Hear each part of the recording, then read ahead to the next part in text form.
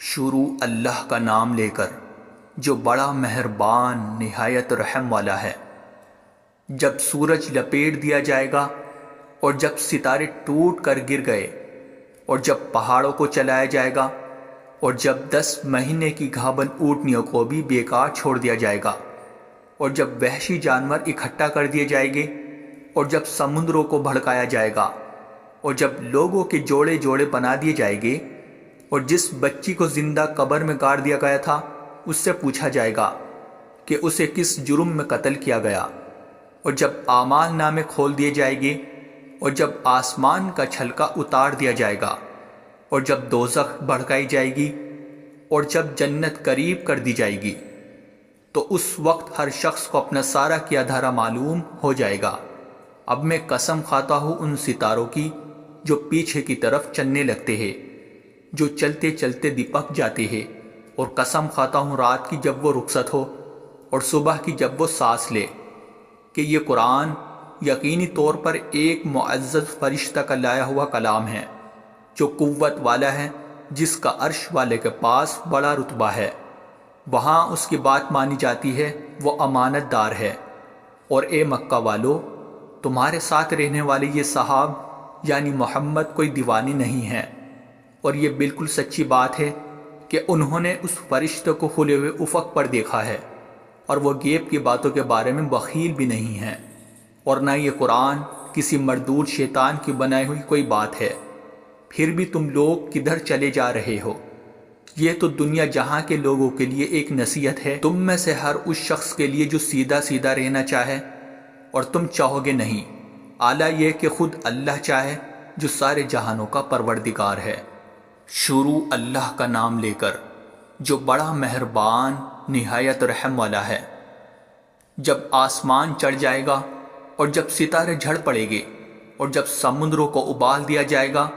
اور جب قبریں اکھاڑ دی جائے گی، اس وقت ہر شخص کو پتہ چل جائے گا کہ اس نے کیا آگے بھیجا اور کیا پیچھے چھوڑا۔ اے انسان، تجھے کس چیز نے اپنے اس پروردگار کے معاملے میں دھوکہ لگا دیا ہے جو بڑا کرم والا ہے، جس نے تجھے پیدا کیا، پھر تجھے ٹھیک ٹھیک بنایا، پھر تیرے اندر اعتدال پیدا کیا، جس صورت میں چاہا اس نے تجھے جوڑ کر تیار کیا۔ ہرگز ایسا نہیں ہونا چاہیے، لیکن تم جزا و سزا کو جھٹلاتے ہو، حالانکہ تم پر کچھ نگران فرشتے مقرر ہے، وہ معزز لکھنے والے جو تمہارے سارے کاموں کو جانتے ہیں۔ یقین رکھو کہ نیک لوگ یقیناً بڑی نعمتوں میں ہوگے، اور بدکار لوگ ضرور دوزخ میں ہوگے۔ وہ اس میں جزا و سزا کے دن داخل ہوگے اور وہ اس سے غائب نہیں ہو سکتے۔ اور تمہیں کیا پتا کہ جزا و سزا کا دن کیا چیز ہے؟ ہاں، تمہیں کیا پتا کہ جزا و سزا کا دن کیا چیز ہے؟ یہ وہ دن ہوگا جس میں کسی دوسرے کے لیے کچھ کرنا کسی کے بس میں نہیں ہوگا، اور تمام تر حکم اس دن اللہ ہی کا چلے گا۔ شروع اللہ کا نام لے کر جو بڑا مہربان نہایت رحم والا ہے۔ جب آسمان پھٹ پڑے گا اور وہ اپنے پروردگار کا حکم سن کر مان لے گا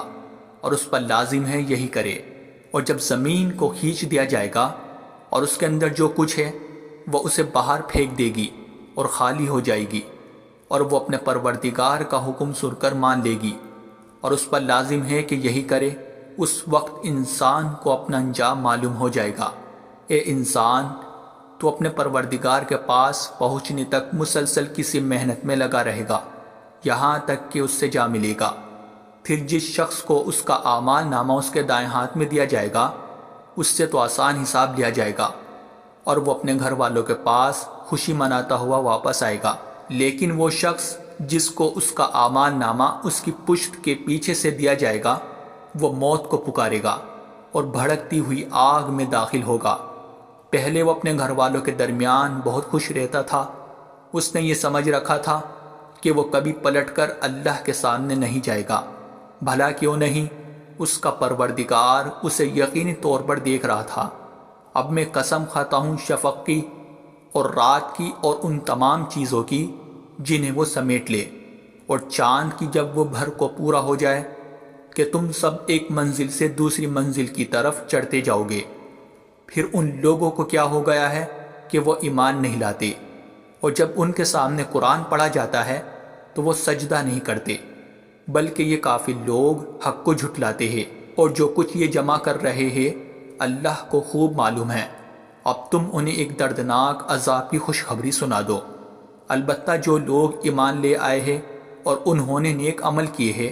ان کو ایسا ثواب ملے گا جو کبھی ختم نہیں ہوگا۔ شروع اللہ کا نام لے کر جو بڑا مہربان نہایت رحم والا ہے۔